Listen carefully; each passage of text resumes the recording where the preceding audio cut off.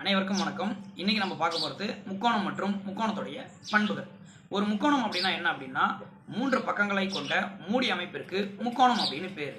ஒரு முக்கோணத்தை நம்ம எடுத்துக்கிட்டோம் அப்படின்னா, அந்த முக்கோணத்துக்கு 3 பக்கங்கள் இருக்கும், 3 கோணங்கள் இருக்கும், 3 உச்சிகள் இருக்கும். இதுதான் ஒரு முக்கோணத்துடைய அமைப்பு. இப்போ இந்த முக்கோணத்துடைய வகைகள் பார்க்கலாம். ஒரு முக்கோணத்தை நம்ம பக்கங்களின் அடிப்படையில் 3 வகையாகவும் கோணங்களின் அடிப்படையில் 3 வகையாகவும் பிரிக்கிறோம். பக்கங்களின் அடிப்படையில் அப்படின்னு பார்த்தோம் அப்படின்னா, ஒரு முக்கோணத்துடைய 3 பக்கங்களும் சமமாக இருக்குது அப்படின்னா அதை சமபக்க முக்கோணம் அப்படின்னு சொல்கிறோம். அதுவே ஒரு முக்கோணத்துடைய 3 பக்கங்களில் 2 பக்கங்கள் சமமாக இருக்குது, மற்றொரு பக்கம் சமம் இல்லாமல் இருக்குது அப்படின்னா அதை இருசமபக்க முக்கோணம் அப்படின்னு சொல்கிறோம். அதே ஒரு முக்கோணத்தில் 3 பக்கங்களுமே வேறு வேறு அளவுகளாக இருக்குது, சமம் இல்லாமல் இருக்குது அப்படின்னா அதை அசமபக்க முக்கோணம் அப்படின்னு சொல்கிறோம். அப்போ ஒரு முக்கோணத்தை பக்கங்களின் அடிப்படையில் சமபக்க முக்கோணம், இருசமபக்க முக்கோணம், அசமபக்க முக்கோணம் அப்படின்னு 3ஆக வகைப்படுத்துகிறோம். அதே மாதிரி ஒரு முக்கோணத்தை கோணங்களின் அடிப்படையிலும் 3ஆக வகைப்படுத்த முடியும்.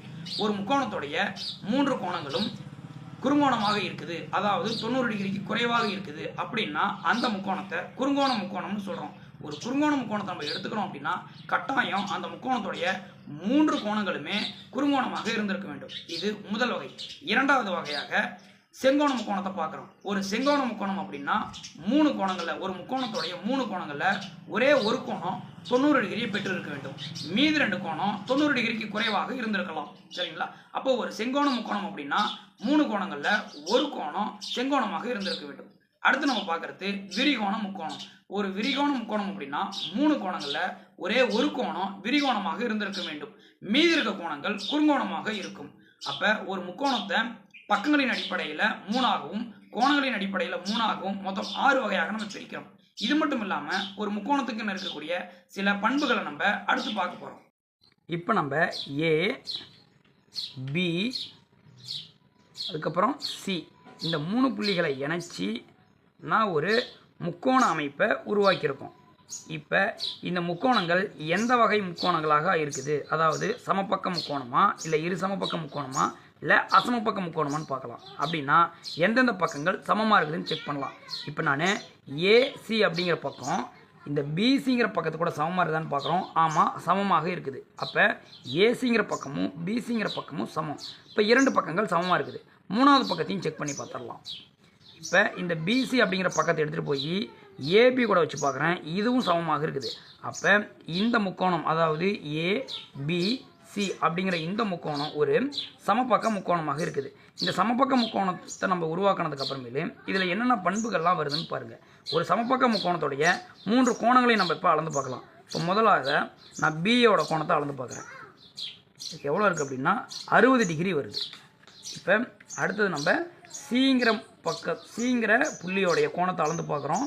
இங்கேயும் நமக்கு 60 டிகிரி தான் வருது. அடுத்து நம்ம ஏங்கிற பக்கத்தோடைய கோணத்தை அளந்து பார்க்குறோம். அதுவும் நமக்கு 60 டிகிரி தான் வருது. அப்போ ஒரு சமபக்க முக்கோணத்தை நம்ம எடுத்துக்கிட்டோம் அப்படின்னா 3 பக்கங்கள் எப்படி சமமாக இருக்குதோ அதே மாதிரி 3 கோணங்களும் சமமாகத்தான் இருந்திருக்குது. ரைட். அடுத்ததாக நம்ம இதே முக்கோணத்தை ஏபிடி அப்படிங்கிற இந்த 3 புள்ளியை இணைக்கிறோம்.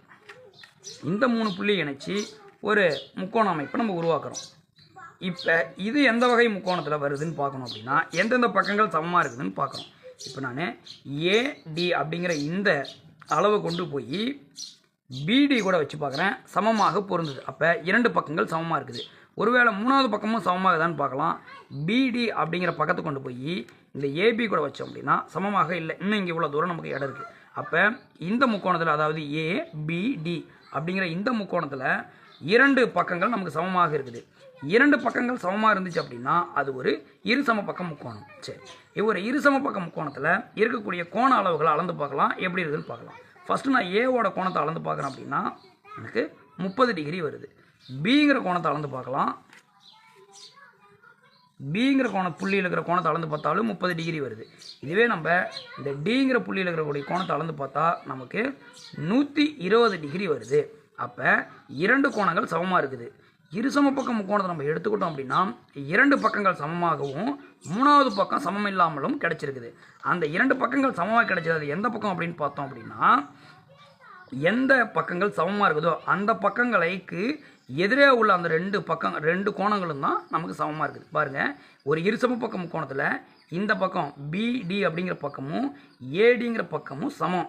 அந்த ரெண்டு பக்கத்துக்கும் எதிரே உள்ள கோணமான பி மற்றும் ஏங்கிற கோணங்கள் நமக்கு சமமாக வந்திருக்குது.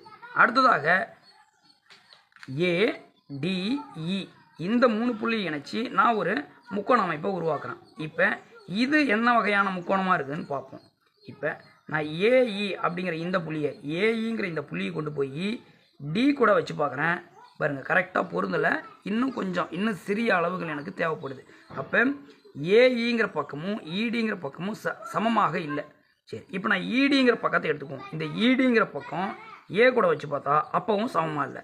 இந்த முக்கோணத்தில் 3 பக்கங்களுமே சமம் இல்லாமல் இருக்குது. அப்படின்னா இந்த முக்கோணத்தோடைய பேர் அசம பக்க முக்கோணம். சரி, ஒரு அசம பக்க முக்கோணத்தோடைய கோண அளவுகள்லாம் அளந்து பார்க்கலாம், எவ்வளோ வருதுன்னு பார்க்கலாம். இப்போ ஏங்கிற புள்ளி அளந்து பார்த்தோம் அப்படின்னா எனக்கு 50 டிகிரி வந்திருக்குது. இதுவே டிங்கிற புள்ளி அளந்து பார்த்தா 40 டிகிரி வருது. ஏங்கிற புள்ளி 50 டிகிரி, டிங்கிற புள்ளி 40 டிகிரி. சரி, இப்போ ஈங்கிற புள்ளி அளந்து பார்க்கலாம், அது எவ்வளோ கோணம் வருதுன்னு பார்க்கலாம். அது 90 டிகிரி வருது. அப்போ இங்கே 50 டிகிரி, இங்கே 40 டிகிரி, இங்கே 90 டிகிரி. ஒரு அசமபக்க முக்கோணத்தில் அனைத்து கோணங்களும் சமமின்மையாக கிடைக்குது. இப்போ நம்ம முக்கோணத்தோட சமநின்மை பண்பை பார்க்குறோம். முக்கோணத்தோட சமநின்மை பண்பு என்ன சொல்ல வருது அப்படின்னா, முக்கோணத்தோடைய ஏதேனும் 2 பக்கங்களோட கூடுதல் மற்ற 3வது பக்கத்தை விட அதிகமாக இருக்கும். இப்போ நான் உதாரணத்துக்கு இந்த பக்கத்தையும் எடுத்து கூட்டுறேன்னு வச்சுக்கோங்க. அது 3வது பக்கத்தை விட அதிகமாக வருதான்னு பாருங்கள். இப்போ இந்த அளவையும் எடுத்துக்கிட்டு 3வது பக்கத்தில் வச்சு பார்த்தோம் அப்படின்னா பெருசாகத்தான் இருக்குது. அப்போ கரெக்டாக இருக்குது. சமநின்மை பண்பு 1 என்ன சொல்லுது அப்படின்னா, முக்கோணத்தின் 2 பக்கங்களின் கூடுதல் 3வது பக்கத்தை விட அதிகமாக இருக்கும். அது சரியாக தான் இப்போ நம்ம பார்த்துட்டோம். இதுவே சமநின்மை பண்பு இன்னொன்று என்ன சொல்லுது அப்படின்னா, முக்கோணத்தின் இரு பக்கங்களுக்கு இடையேயான வித்தியாசம் 2 பக்கங்களை மைனஸ் பண்ணிட்டோம் அப்படின்னா கிடைச்ச ஆன்சர் 3வது பக்கத்தை விட குறைவாக இருக்கும். அதாவது 2 பக்கங்களுக்கு இடையேயான வித்தியாசம் 3வது பக்கத்தை விட குறைவாக இருக்கும். இப்போ நான் இந்த பக்கத்தையும் மைனஸ் பண்ணிடுறேன். இந்த பக்கத்தை எடுத்து இந்த பக்கத்தில் கழிச்சிடுறேன். அப்படின்னா இவ்வளோ அளவுகள் போயிடுச்சு. மீதி இருக்கிறது இந்த அளவுகள் தான் இருக்குது. இந்த அளவு இந்த 3வது பக்கத்தை விட குறைவாக இருக்குதா இல்லை அதிகமாக இருக்கான்னு பாருங்கள். குறைவாக தான் இருக்குது. அப்போ சமநின்மை பண்பு 2 என்ன சொல்லுது அப்படின்னா, முக்கோணத்தின் ஏதேனும் 2 பக்கங்களுக்கு இடையேயான வித்தியாசம் 3வது பக்கத்தை விட குறைவாக இருக்கும் அப்படின்னு சொல்லுது. இப்போ நம்ம முக்கோணத்தோடைய வெளிக்கோண பண்பு பார்க்குறோம். வெளிக்கோண பண்பு அப்படின்னா என்னென்னா, இந்த முக்கோணத்தில் ஏதாவது ஒரு கோணத்தோடைய வெளிக்கோணம் எவ்வளோன்னு பாருங்கள். வெளிக்கோணம் எவ்வளோ இருக்குது அப்படின்னா, இங்கேருந்து பார்த்துட்டுவாங்க 150 டிகிரி காட்டுது. இந்த 150 டிகிரி எதற்கு சமமாக இருக்கும் அப்படின்னா, உள்ளார இருக்கக்கூடிய மற்ற 2 இந்த வெளிக்கோணத்திற்கு எதிரே உள்ள இந்த 2 கோணத்தோடைய கூடுதலுக்கு சமமாக இருக்கும். பாருங்கள், இது 150 டிகிரி இருக்குங்களா, இது பாருங்கள், இது ஒரு 30 டிகிரி வந்திருக்குது. இது எவ்வளோ இருக்குன்னு பாருங்கள், இது ஒரு 120 டிகிரி வருது. அப்போ இது 120 டிகிரி, இது 30 டிகிரி. இந்த 2 கோணத்தோடைய கூடுதல் இதோட வெளிக்கோணமான இந்த 150 டிகிரிக்கு சமமாக இருக்குது.